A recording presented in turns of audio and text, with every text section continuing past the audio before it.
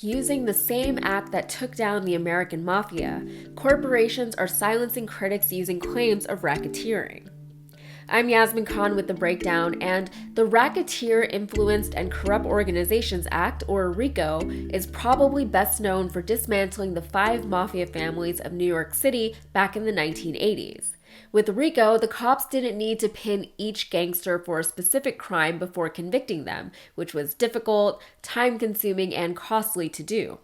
Instead, just being involved somewhere within the web of an organized crime unit was enough to warrant a conviction and jail time.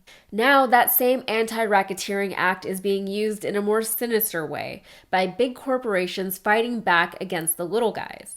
The little guys in this case are human rights and environmental attorneys who are taking on the daunting task of bringing corporations to justice for crimes committed overseas.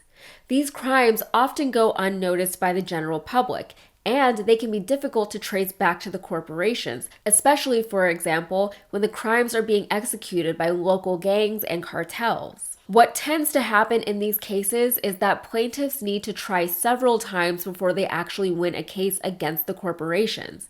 For instance, if they lose an initial case, they can try again later, maybe this time bringing different charges, or maybe presenting new evidence or witnesses, etc. Over time, the corporations can reasonably accuse the plaintiff's attorney of racketeering on the grounds that each legal case brought forth by the plaintiff cost the corporation money.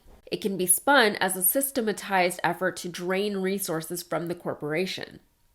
Human rights and environmental activists and attorneys in this way are being personally targeted by large corporations with infinite resources.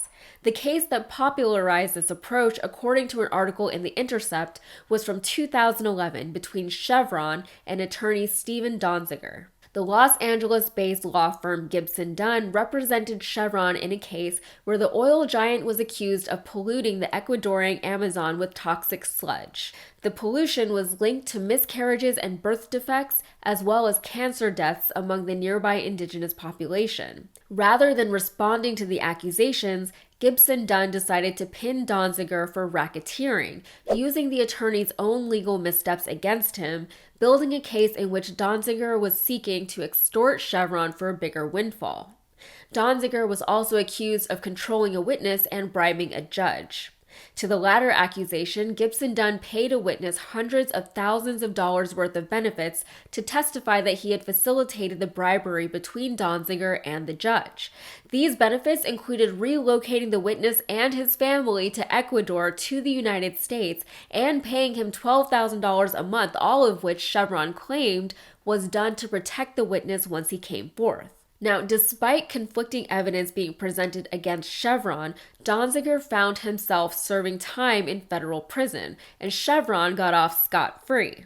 The toxic sludge that Chevron was originally sued for is still in the Ecuadorian Amazon. So the injustice here is obvious. I don't think I need to harp on that, but what's the way forward? At what point will actual justice triumph over bureaucracy and legal semantics?